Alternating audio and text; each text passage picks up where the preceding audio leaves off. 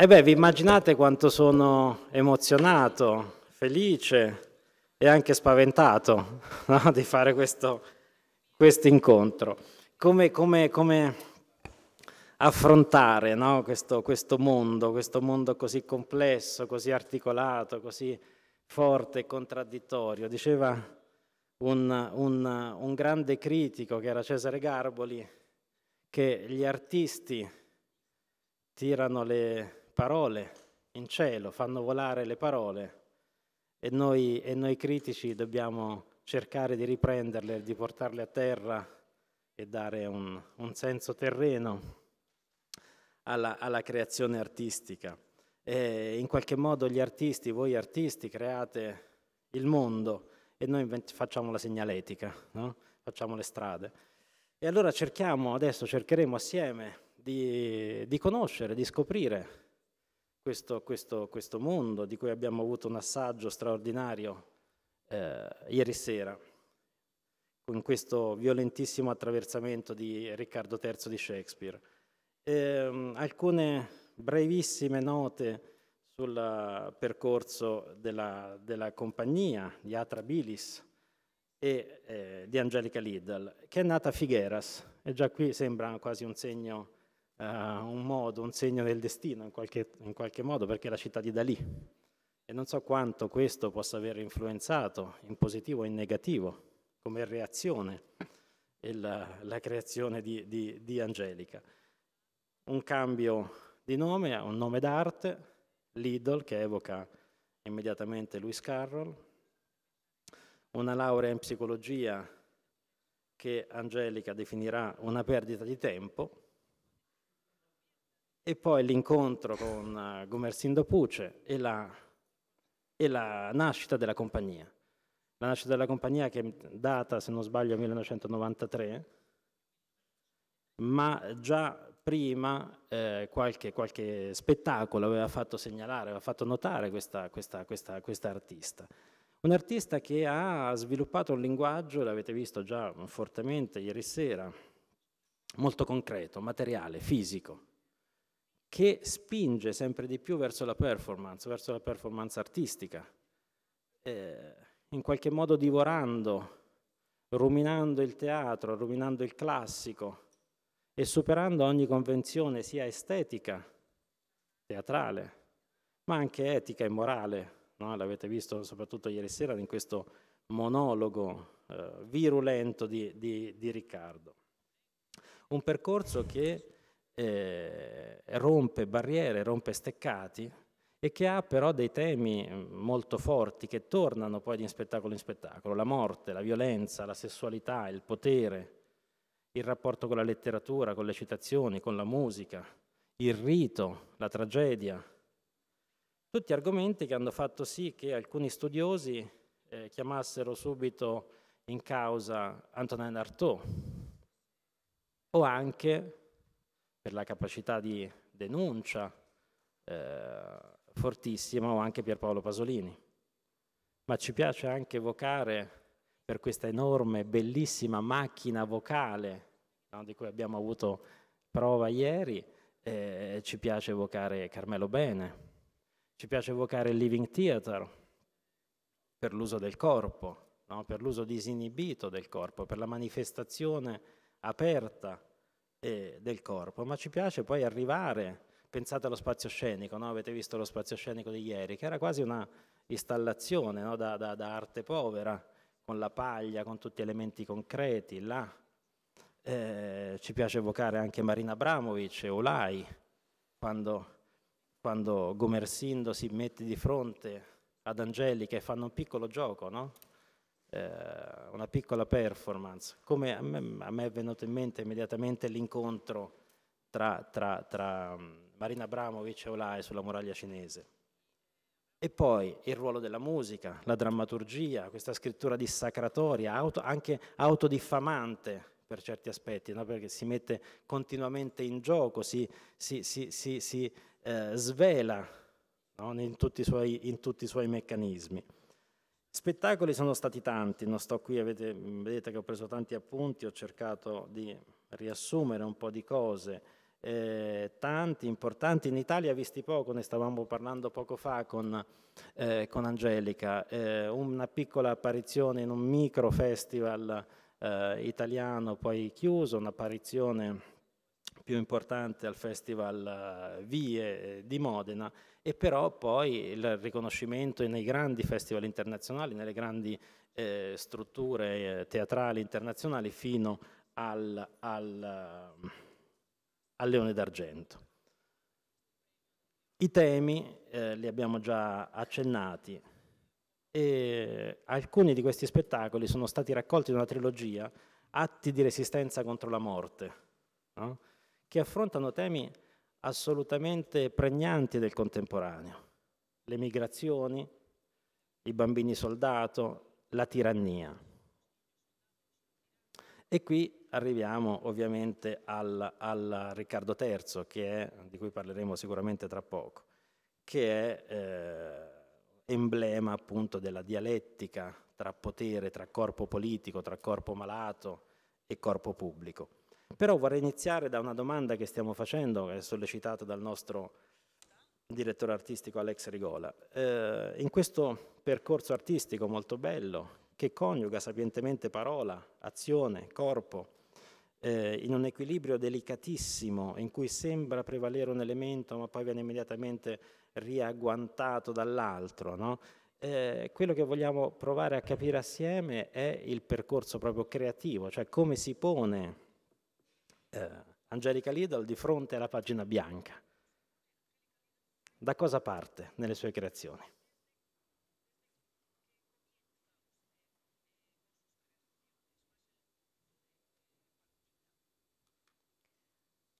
Pues siempre trabajo con obsesiones, no puedo desprenderme de las obsesiones, de algo que me obsesiona, entonces necesito expresarlo. Casi siempre acaba convirtiéndose en trilogías, no sé por qué, creo que es el periodo de tiempo que necesito. Y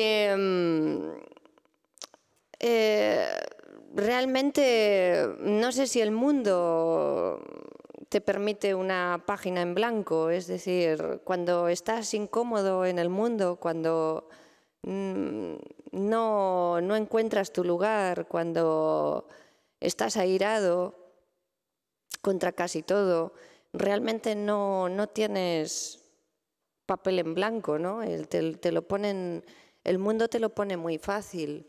La capacidad de humillación del ser humano es infinita y cuando uno se siente agredido, humillado, triste, insultado, hay una necesidad de expresión brutal para sobrevivir a todo eso y para rebelarse contra todo eso. Entonces el mundo y la vida te lo suele poner muy fácil.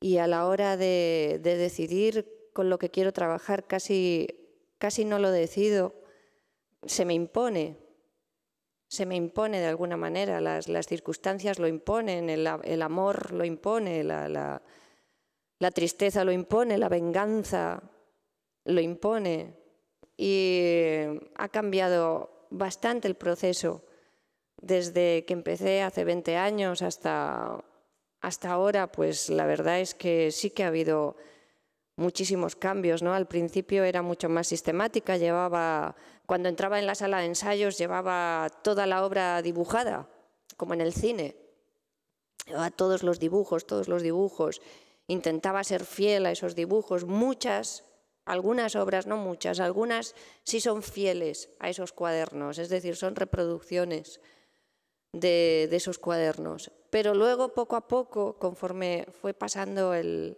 tiempo, pues cada vez trabajo más, pues tal y como estoy trabajando ahora en el workshop que estamos haciendo, en el taller, que es permitir que el azar determine muchísimas cosas. Entro con un caos, entro con una obsesión, con algo que me obsesiona, y de repente permito que todo me hable, todo lo que existe a mi alrededor, todo lo que veo desde que me levanto por la mañana, entre a formar parte de esa obsesión. Y entonces de lo que se trata es de organizar el caos que todo eso te va produciendo y de darle una importancia absoluta al azar. Muchas veces cuando no tienes una solución, el azar llega y te da la respuesta y te la da de una manera contundente y asombrosa. Entonces es como pasar de una seguridad en un papel, en un dibujo, para permitir el paso a la inseguridad, a la duda, a lo asombroso, a lo misterioso. Y cada vez también he pasado más de una necesidad de teorías. Cuando era muy joven solo tenía necesidad de teorías, de citas, necesitaba certificar y justificar todo con citas, escribía conferencias de 20 páginas, iba a dar conferencias a los sitios y a la universidad, daba conferencias, necesitaba justificar, legitimar.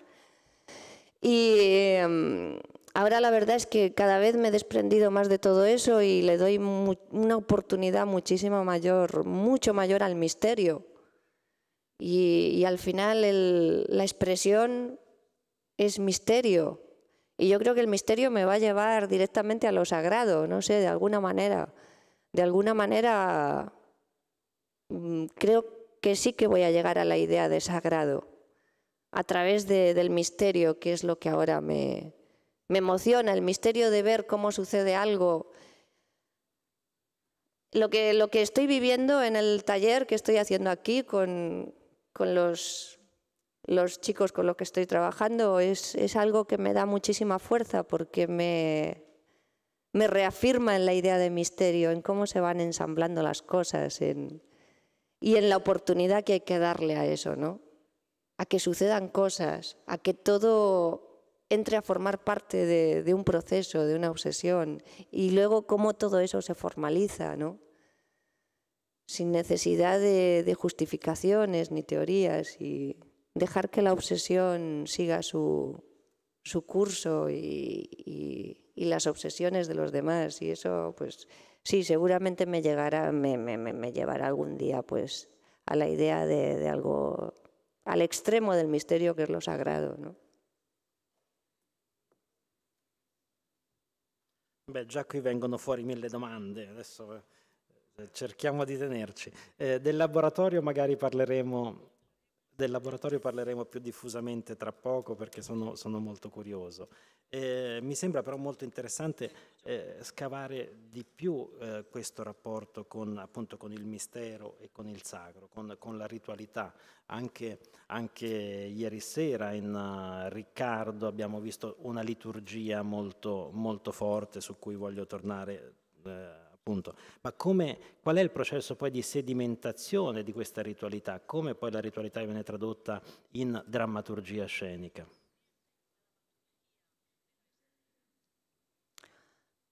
Bueno, en el caso del año de Riccardo es un proceso muy distinto al en el que estoy metida ahora y en el que me interesa ahora porque es una obra de hace 6 años.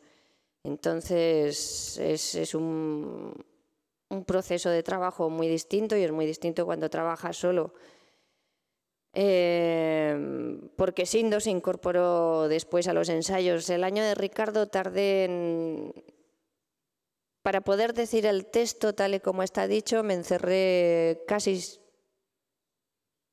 fueron 5 meses trabajando todos los días para poder hacerlo pasar por mí sin necesidad de pensar en que tenía que decir un texto, ¿no? O que tenía que colocarlo, no, eso tenía que pertenecer a la genética de Riccardo y para eso hice un trabajo de partitura, sobre todo de partitura, de repetición, repetición, repetición, repetición, hasta que fui encontrando la partitura. Es casi un concierto de rock.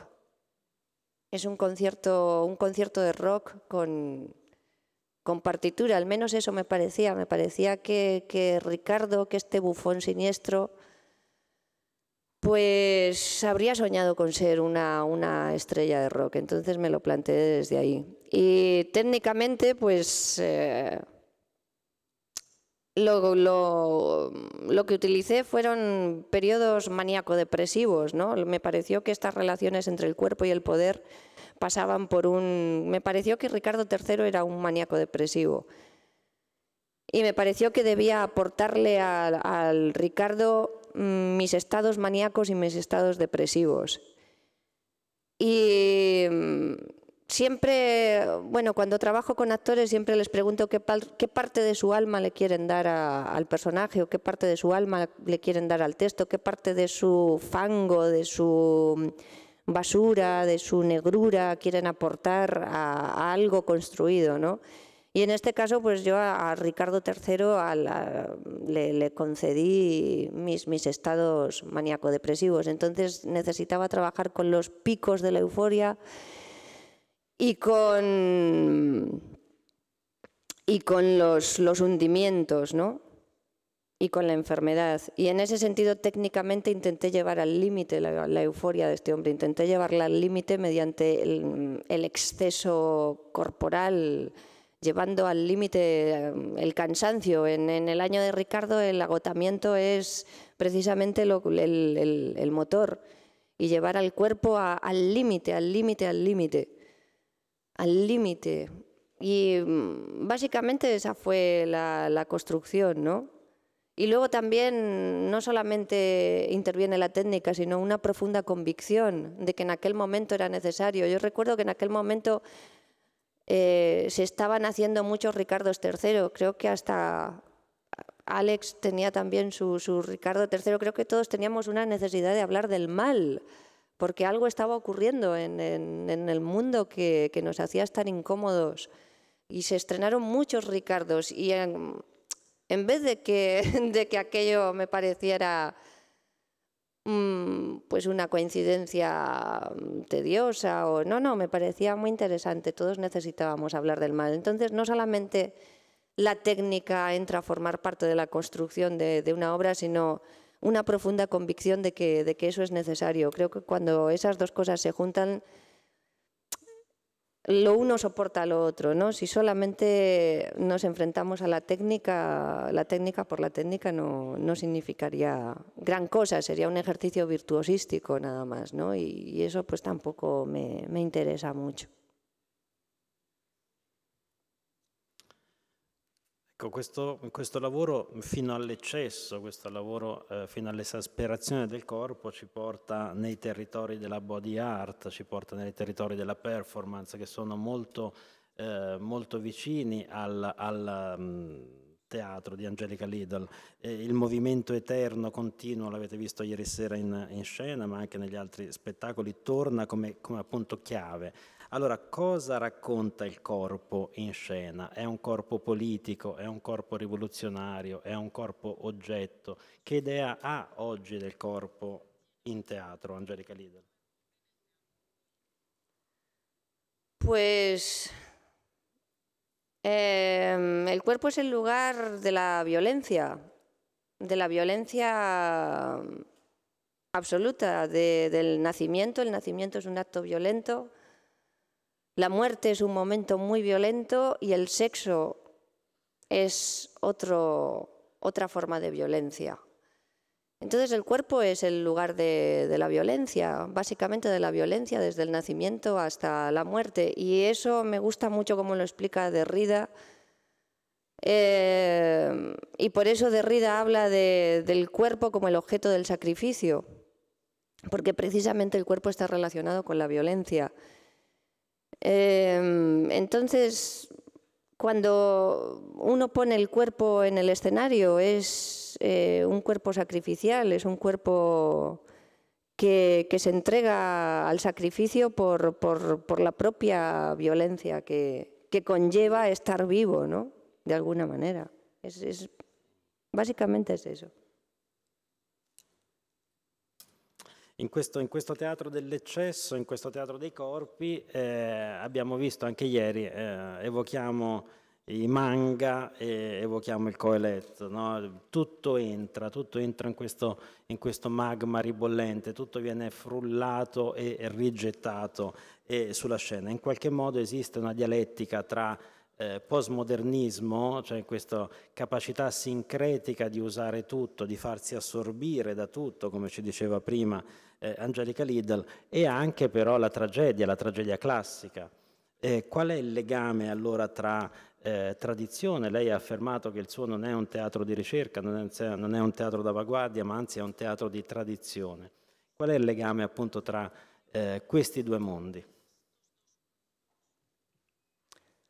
Pues la relación es que no puede haber otra relación. No sé cómo decirlo, no puede haber otra relación. Yo siempre es eso, pienso que hago teatro, pienso que hago una cosa muy antigua, porque más que tradición me gustaría llamarlo antigüedad. Me reconforta mucho pensar que me dedico a un oficio muy antiguo, porque en la, llamémosle tradición, en la tradición desde el Gilgamesh, desde los primeros textos, pasando por la pintura, pasando por Velázquez, por Fra Angelico, por qué sé yo, por todas las expresiones humanas de belleza, está el origen de la tristeza, son como testigos de la tristeza, del dolor, de la alegría, de la indignación, del abuso. Son testigos de lo que nos pertenece como hombres. Es decir, sería absurdo empezar desde cero. Es ir haciendo ese recorrido desde la Biblia, que es un texto hermosísimo, desde Esquilo.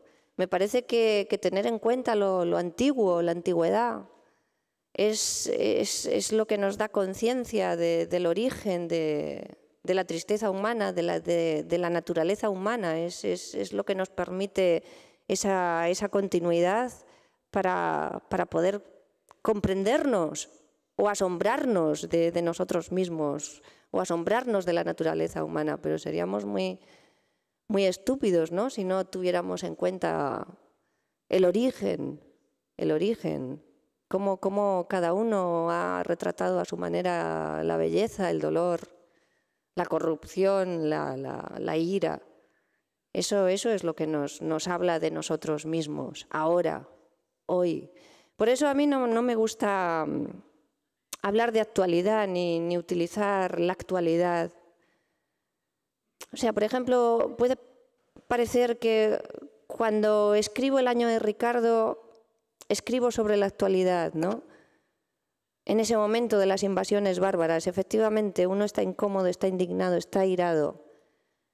Es una invasión ilegítima, es el regreso a la barbarie, pero por eso mismo, porque es una barbarie que nos define desde la antigüedad. No me gusta hablar desde la actualidad, sino desde la antigüedad. Precisamente es lo que viene a confirmar que estamos hechos de esa materia y es muy difícil cambiarla. Entonces, siempre prefiero hablar desde lo universal, desde lo que nos pertenece, desde la antigüedad de los tiempos, desde el principio de los tiempos y que asombrosamente es imposible erradicar, ¿no? Asombrosamente es imposible erradicar. Entonces, siempre prefiero cuando estoy con Ricardo III en el escenario, prefiero, no es que lo prefiera, sino que sé que aunque cumpliera 100 años y siguiera haciendo El año de Ricardo, el mundo siempre me daría la razón. Quiero decir, la realidad, la actualidad, la barbarie, estos payasos, estos bufones, estos Berlusconis, siempre habría un Berlusconi que acabaría confirmando que Ricardo III existe, ¿no? Y lo hago desde ahí, desde esa tristeza también. Da igual que esto naciera de la foto de las Azores, del presidente Aznar, de Blair, de Bush, da igual, porque llegarán otros. Llegarán otros. Por eso no me gusta pensar en la actualidad, porque ya pasaron estos 3 bufones siniestros. Ya pasaron, destrozaron, arrasaron y sembraron el mundo de dolor. Pero van a llegar otros, y lo hago desde esa conciencia, si no, no escribiría. Si tuviera que escribir simplemente un personaje que se llama Aznar, pues no. No, va a llegar otro, y otro, y otro, y otro, y otro. Por eso nunca me gusta hablar de actualidad, sino de lo que pertenece, ¿no?, al poder por excelencia, que es la suciedad, ¿no? La ambición, es Riccardo III, ¿no? Es Riccardo III. Sì, tanti temi anche in questo caso. Jean-Luc Nancy ci parlava del fatto che l'arte e la letteratura possono esistere solo in funzione del creare qualcosa in comune. A proposito di teatro politico, che tipo di comunità crea o vuole creare, se la vuole creare, con il suo e il vostro teatro? No quiero crear ningún tipo de comunidad. Soy anticomunidad. Soy una anarquista paradójica, porque pienso que cada uno por separado debería saber lo que es el bien y saber lo que es el mal y distinguirlo uno del otro. En ese sentido soy una gran anarquista y desconfío mucho de la comunidad. Y prefiero valorar al individuo y la libertad individual por encima de la libertad en comunidad y de la imposición de cualquier discurso o de cualquier... Y prefiero eso, desconfío de los dogmas, desconfío de todo aquello que conforma una comunidad. Preferiría pensar que cada uno es consciente del bien por sí mismo. Creo que soy una anarquista convencida en estos momentos, y sobre todo en estos momentos que me he metido con una trilogía china y he visto los destrozos que causa la ideología, ¿no?, por encima del pensamiento, y en la revolución cultural china, ¿no? Es un destrozo poner a la ideología, al discurso, por encima del pensamiento, por encima de la conciencia humana. Es a veces pues muy peligroso. Hay algo mucho más profundo y mucho más valioso que la ideología, y es la conciencia humana y el pensamiento.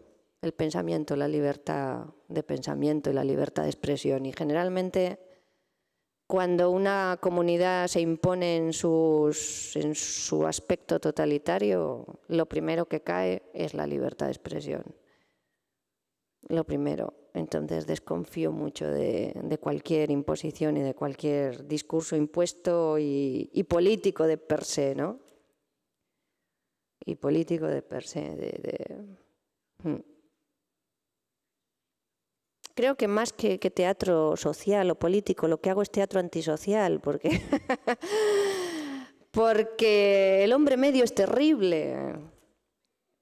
Es decir, sí, creo que la gran... O sea, solo hay que salir, pasear por Venecia, ver al hombre medio paseando, embrutecido. Es terrible, esa gente vota. Todos estos embrutecidos en los vaporetos y votan, de verdad. Entonces, lo primordial por encima es la educación. O sea, me parece que todo pasa por los colegios. Que todo pasa por los colegios más que por los discursos políticos, ¿no? Y de los colegios seguirán saliendo niños ignorantes, insensibles, brutos, que no vayan nunca a un teatro, que no vayan nunca a ponerse delante de un cuadro, que independientemente del político de turno que haya en el gobierno. Y eso es lo que eso es lo que a mí me preocupa, que los colegios sigan estando llenos de niños insensibles y mediocres, ¿no? Entonces, no sé, por eso desconfío de los discursos, porque hay tanto buenismo en los discursos, tanto buenismo y... Ma il teatro allora li cambia questi individui oppure no? No, estos individuos no van. Mira, y voy a poner un ejemplo muy, muy, muy concreto, ¿no? No es algo... No van, de verdad. Acabo de venir de Portugal, de un pueblecito muy chiquitito, Montemor. La población es rural, se dedican a... Pues hay muchos que tienen mataderos detrás de sus casas, matan a los lechones, es una comida típica. Es un pueblo muy, muy, muy pequeño, muy del interior de Portugal. Allí se hace un festival muy antiguo, Citemor. Bueno, es un festival llevado por unos directores maravillosos, muy convencidos de acercar, de llevar el teatro pues a lugares donde nunca uno hubiera sospechado, que cuidan muchísimo aquello. Pero cuando estrenas en Montemor, nadie del pueblo va, ni uno solo de los que están matando cochinillos detrás de sus cocinas no van. Y está allí, el teatro está al lado. Es un pueblo muy chiquitito. Isaac, tú lo conoces. No hay nada más que cruzar 2 calles para ir al teatro. Y ni uno solo de esas personas van. Ni jóvenes, ni adultos, ni mayores. No van. Al final, ¿de qué se trata el teatro? De sensibilidad. De un encuentro de voluntades, de un encuentro de sensibilidades. Y si no formamos sensibilidades desde la escuela, no las puedes ya formar nunca, porque no van a ir. No van a ir.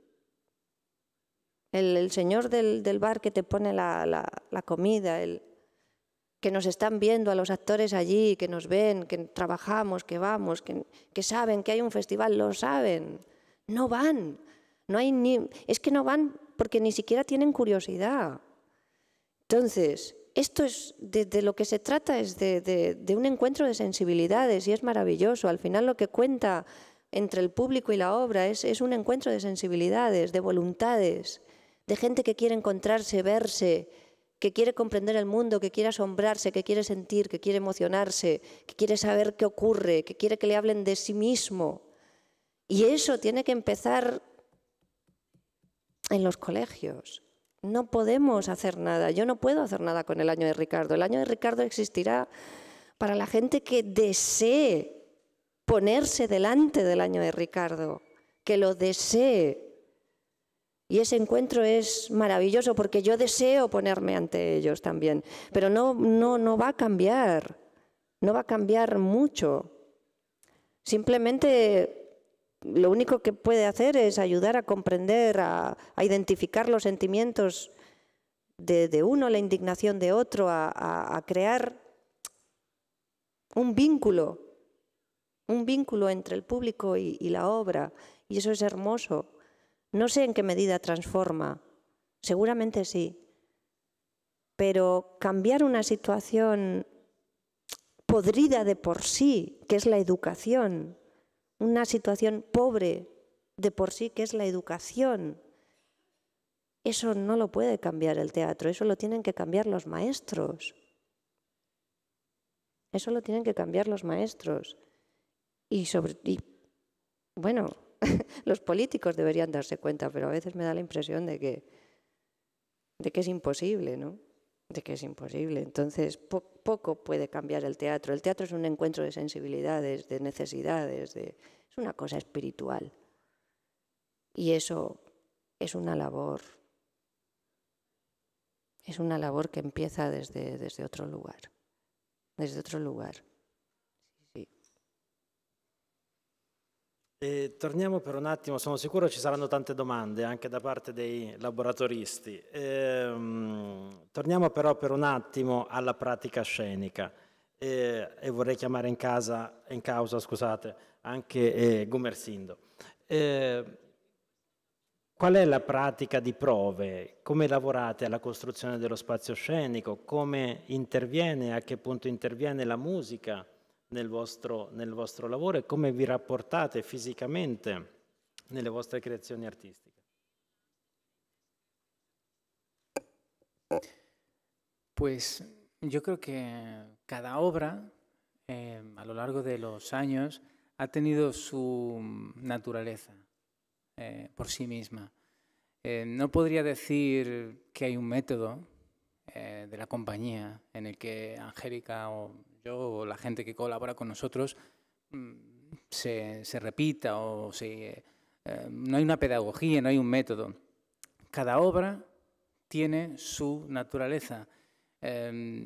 Podríamos hablar puntualmente de cómo fue aquella obra, cómo fue y los peces salieron a combatir contra los hombres, cómo fue el año de Ricardo, que Angélica nos ha explicado cuál fue el proceso, sus 5 meses de encierro, ella sola trabajando con el texto, cómo fue La Casa de la Fuerza, que fue una obra donde podría decir que el proceso fue la vida.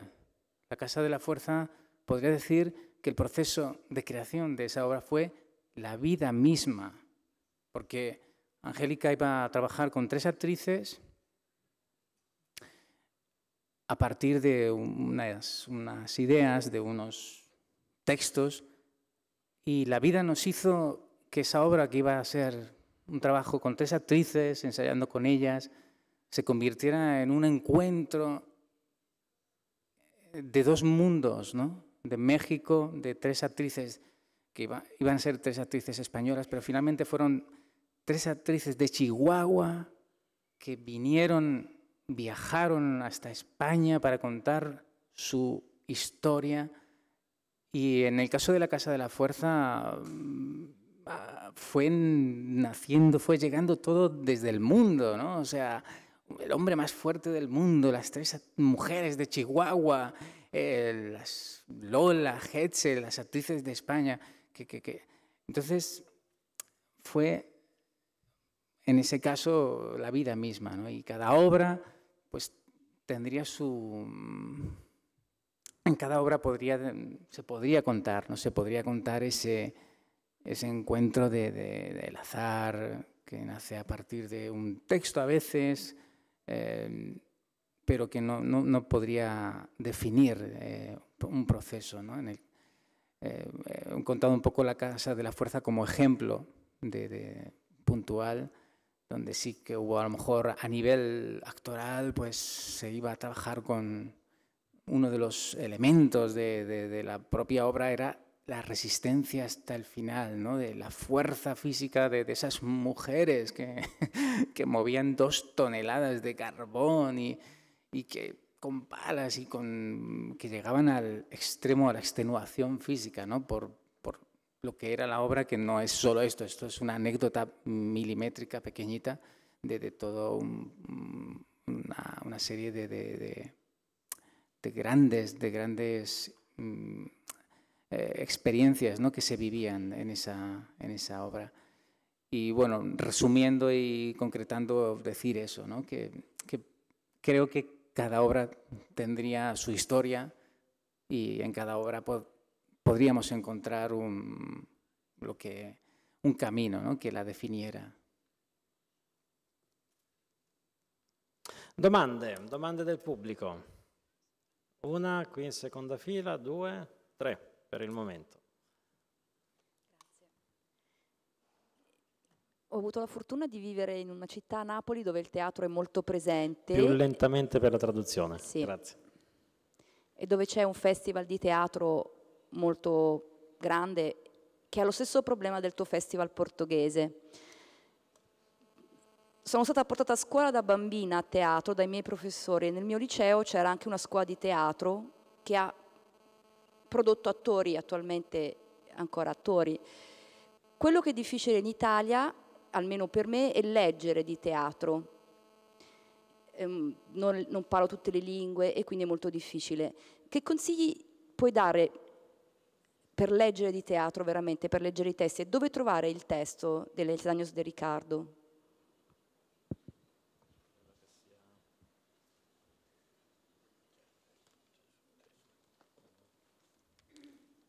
Pues sí que es difícil leer teatro, casi más que la poesía, ¿eh? Está en la... También es verdad que es...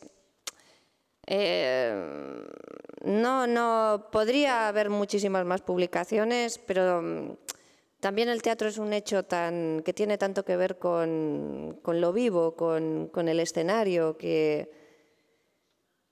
es verdad que es más interesante verlo que leerlo, ¿no? Pero sí, es en lo que menos por ejemplo, en Francia tienen clarísimo, lo publican todo, es que publico antes en Francia que en España. Es una cosa asombrosa, ¿no? Es interés, ¿no? Es interés por la difusión, por buenas publicaciones. Y el año de Ricardo, pues en italiano no tengo ninguna obra traducida al italiano y no sé cómo podría hacértelo llegar, pero si pudiera, pues te mandaba el texto en castellano por mail o de alguna manera te lo haría llegar. Yo creo que lo mejor es mandarte un mail o cualquier cosa. Provvederemo alla traduzione. Altra domanda? Brava, ecco, qui in prima fila. Gracias. Estoy perfectamente de acuerdo contigo sobre todo y con la fuerza y la incisividad con la que hablas, te exprimes. Tengo una pregunta, aparte el hecho de la destrucción, ¿no? De la destrucción del cuerpo del actor, indispensable en obras de este tipo, claro. Pero la pregunta que quiero hacerte es esta.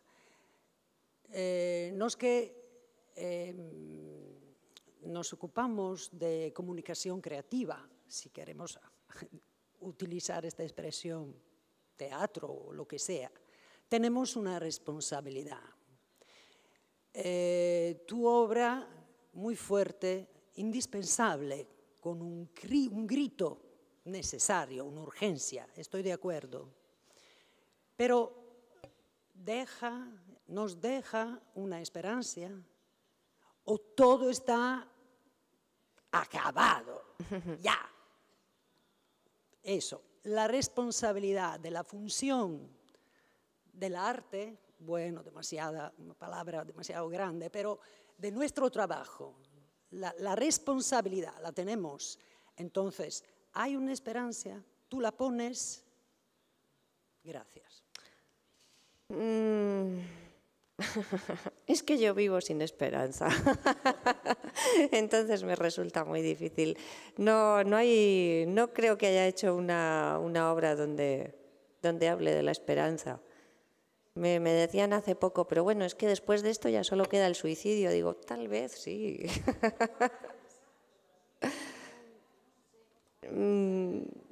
Sí, de lo sagrado, ¿no? Decías, Pues a lo mejor es que necesito eso ya. Cuando llegas a un punto de decepción tan profundo, te despegas de la idea de humanidad, de algún momento te despegas de la idea de responsabilidad, te aíslas, te vuelves un ser, bueno, simplemente hacer las cosas porque necesitas hacerlas para sobrevivir, pero yo creo que sin conciencia de esperanza ninguna, y a lo mejor tal vez es la falta de esperanza lo que a uno le va llevando hacia una necesidad de lo sagrado, ¿no?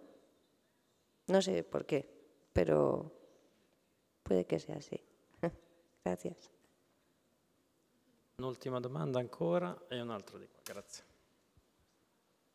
Ecco, sì, diciamo, nel Riccardo parla molto della scrittura e della parola. Quando parla dell'Olocausto dice che è diversa rispetto alle altre tragedie perché i sopravvissuti sono in qualche modo riusciti a scriverne, a parlarne. Sembra quindi che la parola, la scrittura possa in qualche modo influire sul mondo, magari non in modo diretto perché tu dici nessuno legge, ma in modo indiretto, in modo in qualche modo magico, quindi forse tra l'altro, ascoltando la domanda di prima, un minimo di speranza ci può essere. Poi l'altra cosa, Riccardo, oltre a parlare di scrittura, cerca anche di scrivere, e quindi la mia domanda sarebbe: perché Riccardo scrive e cosa scrive, se riesce a scrivere qualcosa?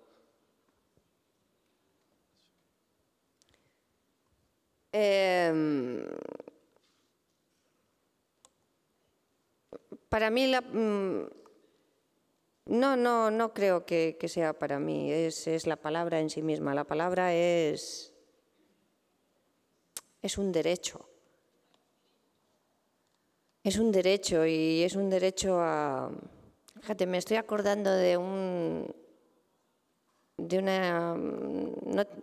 una exposición que vi una vez de Gordon Matta Clark y este hombre partía casas por la mitad y le acusaban, eso que usted hace, no sé qué.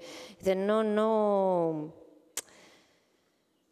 quiero defender mi obra, sino quiero defender el derecho a hacerla. No he venido aquí para defenderme de ustedes, de que ustedes me ataquen. He venido para defender el derecho a decir lo que digo, ¿no? A poder hacer mi obra. En ese sentido pienso que la palabra es eso, es un derecho. Es un derecho y es de lo que está hecha la poesía. Y es lo que nos habla de nosotros mismos, y en el sentido, por ejemplo, de que efectivamente ellos se pusieron a escribir, los judíos se pusieron a escribir, y por eso existe más su tragedia, existe más ese holocausto que otro holocausto. Existen más. ¿Por qué? Porque se pusieron a escribir. En ese sentido, yo no lo conecto con la esperanza, sino con la memoria, con el conocimiento de que eso ha pasado y que eso ha sucedido. No sé si eso puede intervenir, porque si pensamos en Palestina, ahí empieza a debilitarse la esperanza, ¿no? Pero es importante porque genera conocimiento de que eso existió. Seguramente de los armenios no sabemos tanto. Y no sabemos tanto porque no existe la palabra que nos transmitió eso. No se pusieron a escribir como se pusieron a escribir los judíos. Y Ricardo, que es un envidioso y un malvado, lo que tiene es envidia. Él quiere trascender como trascienden estos. Mao Zedong tiene libros enteros de poesía, citas. Creo que todos quieren ser artistas. Creo que Hitler pintaba, Franco también. Tienen envidia de lo que asesinan, tienen envidia de lo que masacran, tienen envidia de aquello que están matando, que es la libertad de expresión. Y tienen envidia, y ellos quieren ser los poetas. Y Franco pinta. Y Hitler, no sé también qué diablos escribía. Y Mao Zedong. Aniquilan aquello, aniquilan aquello que ellos no son capaces de hacer, ¿no? Y por eso Ricardo III es un mezquino que encima tiene pretensiones de poeta como tantos dictadores las han tenido, ¿no? Pero seguramente escribía cosas muy mediocres, seguramente. Abbiamo ancora una domanda e vediamo poi se abbiamo tempo per l'ultima. Allora, innanzitutto volevo ringraziarti per lo spettacolo perché è stata veramente un'esperienza emotiva fortissima. Poi io l'ho definito dentro di me come un atto di onestà purissima, un distillato di purezza, di onestà. Una domanda, il teatro contemporaneo di oggi, cioè riesce a darti delle emozioni oppure cosa si può fare se esiste veramente un passo che l'artista deve fare per essere onesto innanzitutto con se stesso?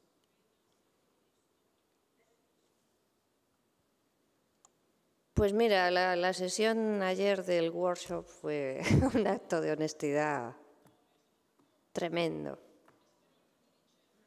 Precisamente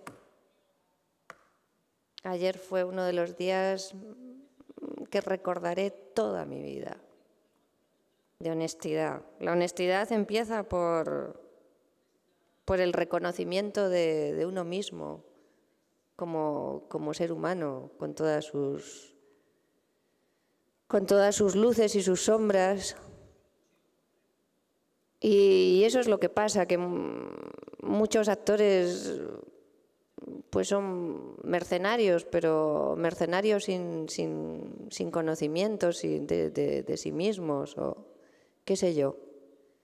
Hay que empezar por ser honesto con uno mismo y eso de una manera natural se acaba trasladando a la escena. Y sobre todo les hablaba a ellos también de la emoción. La emoción es yo quiero emocionar descaradamente, quiero emocionar. No sé si unas veces lo consigo, otras veces no. Quiero emocionar al público. Quiero sentir lo que siento, lo mismo que siento cuando escucho a alguien decirme la verdad. Ayer, este grupo maravilloso que tengo, cuando empezaron a decir la verdad, sentir eso, el teatro debe ser esa verdad. Debe ser como cuando alguien te cuenta la verdad. En la intimidad, nosotros creamos una intimidad de 15, no sé, éramos 15 me parece, 16. Eso es lo que hay que buscar y luego emocionar. La emoción es un vehículo hacia la inteligencia. Mucha gente separa el teatro de ideas. Prefieren una distanciar el teatro de las emociones. Y para mí, como les dije a los chicos, un actor debería ser un poeta y debería comportarse como un poeta con los textos. No debería distanciarse de los textos. El teatro no debería distanciarse de la obra. No debería haber una distancia entre el director y la obra, entre el autor y la obra. Deberían comportarse todos como poetas. Un poeta no se distancia de un verso, por mucho que lo componga. Escribe desde lugares íntimos, profundos, secretos. Y eso es ese es el camino hacia la honestidad. Creo que cuando uno tiene esa sinceridad con uno mismo, cuando uno empieza a pensar que el teatro tiene que ser verdad, que tiene que ser verdad, como cuando uno cuenta algo, pues entonces ahí me parece que es un principio que puede ser un buen principio para llegar a la onestidad. Vorrei chiedere a Gumersindo e Angelica altri 10 minuti del loro tempo, perché credo che sia un'emozione per tutti noi stare qui a parlare di teatro. Possiamo? Sì? Andiamo avanti? Possiamo andare avanti? Ok, allora un'altra domanda al centro, terza fila mi sembra. Hablabas de que los temas son universales, los temas universales del ser humano. ¿Qué pasa con las formas? Que parece que estamos anclados a formas que son del pasado. ¿Qué crees que necesita el teatro de hoy en día para conectar con este nuevo público de esta nueva era de Internet, de los medios? Has comentado que la educación es un pilar, pero ¿qué podemos hacer desde el teatro para que la gente venga al teatro en esta era en la que estamos, en cuanto a las formas? Uy, me pongo...